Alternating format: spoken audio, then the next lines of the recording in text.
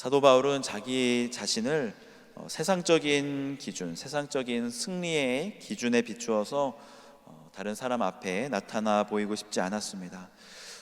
그런 면에서 보면 오늘 본문에 나타난 사도 바울의 그 심정은 부끄러움과 어떻게 보면 수치심일 것입니다. 격식 있는 사람이 다른 사람들 앞에서 일부러 부족한 모습을 보인다던가, 찰리 채플린이나 아니면 그 개그맨 영구처럼 우스꽝스러운 모습을 흉내내는 것을 부끄러워하는 것처럼 말입니다. 십자가만을 자랑하기로 다짐했던 사도 바울이 세상의 기준으로 자기의 사도권을 변호하기 위해 사도 바울은 자신을 용납해 달라고 이렇게 이야기합니다. 1절 말씀 함께 보겠습니다. 원하건대 너희는 나의 좀 어리석은 것을 용납하라. 청하건대 나를 용납하라. 두 번씩이나 간곡하게 부탁을 합니다. 나의 어리석은 모습을 용납해 달라고 그렇게 하는 것이죠. 부끄럽고 창피하지만 그럼에도 불구하고 세상적인 자랑을 해야만 하는 사도 바울의 심정이 느껴집니다. 가끔씩 큰 교회를 담임하시거나 급격하게 부흥하는 교회를 담임하는 목사님께서 이렇게 부흥회를 인도하시거나 이런 세미나를 할 때 강단에서 이런 말씀을 하시는 경우를 들은 적이 있습니다. 자기 자랑을 하는 것이 아니라고, 자기 교회를 자랑하는 것이 아니라고 말씀하시면서 교회가 받았던 은혜와 자기 자신이 경험했던 하나님의 축복의 이야기들을 간증하시는 것을 볼 때가 있는데요, 자랑이 아니라는 말을 들었음에도 불구하고 자랑처럼 느껴지는, 삐딱하게 받아들이는 것은 우리들 마음속에 쓴뿌리와 또 시기심과 질투가 가득하기 때문이지 않은가 생각해 봅니다. 어쨌든 사도 바울은 정말 하고 싶지 않은 말을 하는 이유에 대해서 2절과 3절에 이렇게 이야기하고 있습니다. 내가 하나님의 열심으로 너희를 위하여 열심을 내노니 내가 너희를 정결한 처녀로 한 남편인 그리스도께 드리려고 중매함이로다. 그러나 나는 뱀이 그 간계로 하와를 미혹한 것 같이 너희 마음이 그리스도를 향하는 진실함과 깨끗함에서 떠나 부패할까 두려워하노라. 사도 바울 자신이 생각해도 이렇게 부끄러운 일을 하는 것은 자기 자신 때문이 아니라 고린도 교회 성도들이 진실함과 깨끗함에서 떠나 부패할까 두려워하였기 때문이라고 이렇게 이야기해 주는 것이죠. 세상의 기준으로 자신의 사도권을 방어하는 것은 자기의 명예의 회복 때문이 아니라 누가 봐도 이상한 소리를 전하고 듣도 보도 못한 이상한 예수의 이야기를 하는데 그게 맞는가? 그런가 하고 귀를 기울이고 용납하는 고린도 교회 성도들을 위해서 자기의 사도권을 수호하는 것입니다. 4절 말씀에 너희가 받지 아니한 영이라고 하였는데요, 성령은 우리 안에 내주하셔서 사랑과 자비와 온유의 열매를 맺게 하십니다. 그런데 성령이 아닌 다른 영은 권위적이며 억압적이었습니다. 사도 바울이 바라보았을 때는 거짓 사도들의 이 영감은 성령으로부터 온 영감이 아니라 사탄으로부터 온 것이었습니다. 오늘 본문 13절부터 15절 말씀해 보니까 그런 사람들은 거짓 사도요 속이는 일꾼이니 자기를 그리스도의 사도로 가장하는 자들이니라. 이것은 이상한 일이 아니니라. 사탄도 자기를 광명의 천사로 가장하나니 그러므로 사탄의 일꾼들도 자기를 의의 일꾼으로 가장하는 것이 또한 대단한 일이 아니니라. 그들의 마지막은 그 행위대로 되리라. 고린도 교회 성도들은 누군가가 그들을 종으로 삼거나 잡아먹거나 아니면 그들의 돈을 빼앗거나 스스로 높이거나 뺨을 칠지라도 그냥 그대로 용납할 정도였습니다. 마음이 착한 건지 어리숙한 건지 그것을 알아보는 것은 다음 일이었고요, 고린도 교회 성도들을 지금 보호하였기에 사도 바울은 지금 고린도 교회 성도들 앞에서 나는 사도다 이렇게 부르짖는 것입니다. 사도 바울은 지극히 크다는 사도들보다 부족한 것이 조금도 없는 줄로 생각한다 이렇게 선포합니다. 여기서 말하는 지극히 크다는 사도들은 예수님 공생애를 따라다녔던 베드로와 같은 사도들을 지칭할 수도 있겠지만 그렇게만 보기에는 몇 가지 의문점이 듭니다. 사도 베드로가 과연 자기 자신을 지극히 큰 사도라 이렇게 말하였을까 하는 의문이죠.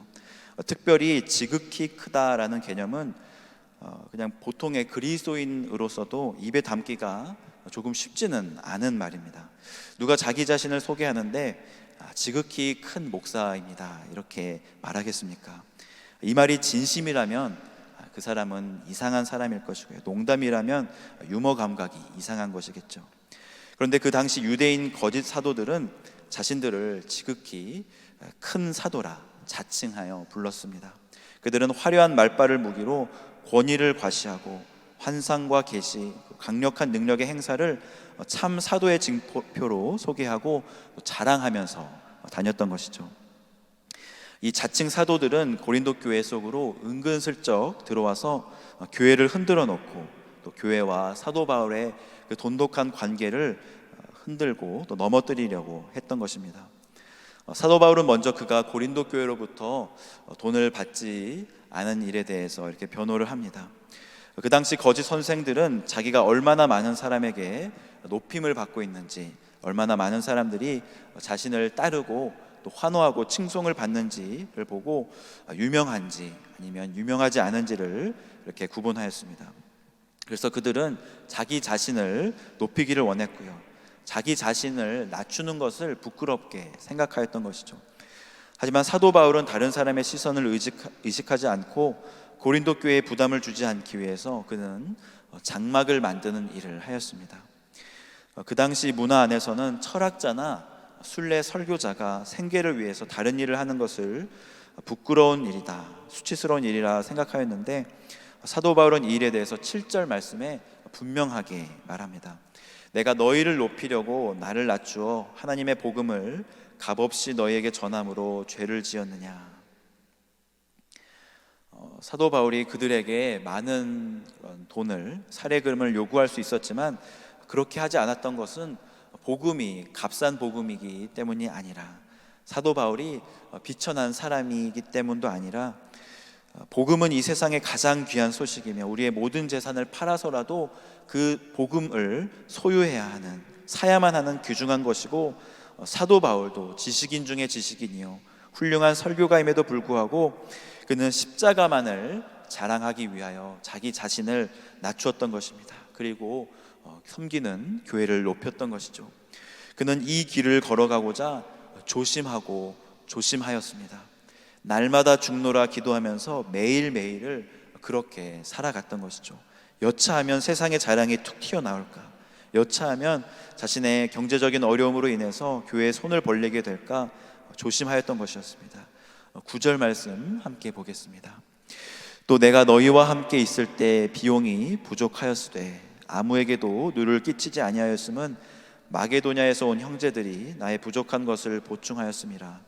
내가 모든 일에 너에게 폐를 끼치지 않기 위하여 스스로 조심하였고 또 조심하리라. 어떤 이들은 사도 바울이 돈을 받지 않고 사역하는 모습을 보면서 저 사람은 성도들의 정성을 무시한다, 사랑이 없다, 이렇게 비판함으로 또 사도 바울과 고린도 교회 성도들의 관계를 깨뜨리려고 하였습니다.